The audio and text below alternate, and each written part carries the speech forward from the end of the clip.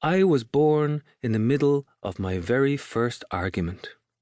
He should rise, find a notebook, scribble the phrase down, but it's frigid in the room and the heating hasn't yet kicked on, so he'd rather not move. But at least the sheets are tight and warm. Perhaps Sally came in to retuck him, since he seems now to remember the journey, or the several journeys, or, more to the point, the endless voyages to the bathroom. I was born in the middle of my last epic voyage. Above him, the ceiling fan turns. The handymen have reversed its usual spin. But how is it that a reverse spinning fan creates warmth? Something to do with the updraft of air and the way a current flows. If only we could catch the draft, reverse our spin. I was born in the middle of my first jury argument. Strange to rethink the memoirs at this age, but what else is there to do? It was a surprise that the original book didn't sell well back in the 80s, nicely published, nicely packaged, nicely edited, all the niceties. Even with a modesty pill, he would have thought it would sell a few copies here and there, but it ended up, after 3 months, on the remainder tables. I was born in the middle of my first public failure. But when was it really, truly? I was born the first time I made love to Eileen. I was born when I touched the hand of my baby son, Elliot. I was born when I sat in the cockpit of a Curtiss SOC-3. Oh, bullshit, really, bullshit with 2 capital L's. Truthfully, he was born in the middle of that first case when he stood in front of the Brooklyn court, a fresh-plucked assistant DA, and he shaped the words exactly the way he had dreamed, and they entered the air, and he could feel the way they fluttered, and what they did to the faces of the all-male jury, and what they did also to the sympathetic judge who beamed with something akin to pride. A very solid argument, Mr. Mendelssohn.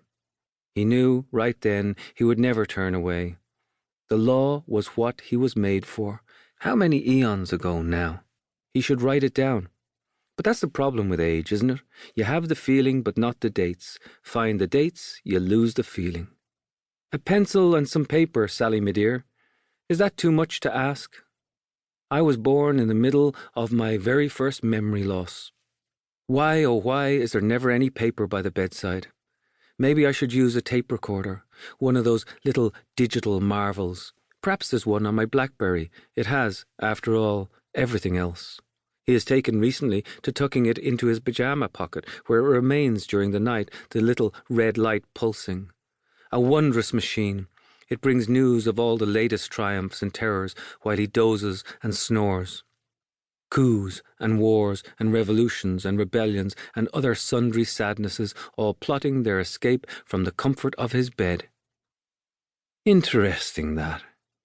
They designed the pyjamas so the pocket sits on the left-hand side, over the heart. Something medical, perhaps? A little compartment for the doctor to search? Somewhere to hold the stints and tubes and pills in case of attack? The accoutrements of age. He should ask his old friend, Dr. Marion. Why is the pocket over the heart, Jim? Maybe it's just a tick of fashion. Who in the world invented pockets for pyjamas anyway? And for what purpose? A place for a little extra bread or cracker or toast in case we get hungry during the night? A spot for the love letters from long ago? A slipcase for the alter ego waiting out there in the wings? Oh, the mind is wandering, plotting its escape, out the frosted window and away. And who was it, anyway, invented the cool side of the pillow? He moves his toes a little in the sheets, rubs them together slowly, lets the warmth crawl up through him. He has never understood the heating systems in New York. All these underground steam pipes and oil trucks and board meetings about boilers and Nobel-winning engineers and smarty-pants architects and global heating specialists, a veritable brain trust, geniuses every one, and still all you get is a terrible clack, clack, clack in the morning. Dante in the basement trying to prime the pipes. Good God, you'd think that in the 21st century they'd be able to solve the mystery of the fucking heating. Excuse my French, my Polish, my Lithuanian, but no, they can't, they won't, never have, possibly never will. They don't turn the boiler on until 5 in the morning unless it's eastern Siberia outside. The building superintendent is a chess master, hails from Sarajevo, once played against Spassky, boasts about his brain capacity, says he's a member of Mensa, but even he can't get the goddamn heating going. He grabs the BlackBerry, keys it alive.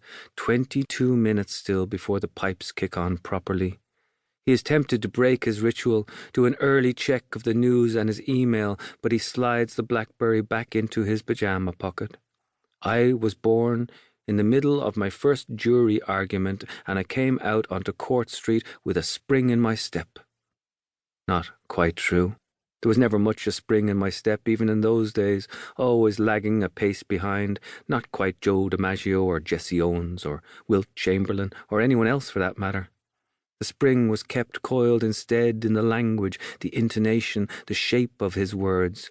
He sometimes stayed up all night at the mahogany desk, crafting lines. He had wanted, when younger, to be a writer. The Fountain of Helicon. I was born in the middle of my first contradiction. Great arguments had nothing to do with substance. It was all about style, the right word at the right time. All fools know that a touch of fancy language can make any stupidity shine. In court, he would study the jury's faces to see what fine words he might slip in under their skin. The grace of a narrator and the shape of a snake, said a colleague once, or was it the shape of a narrator and the grace of a snake? A compliment, anyway. Even a snake has its sibilant slither.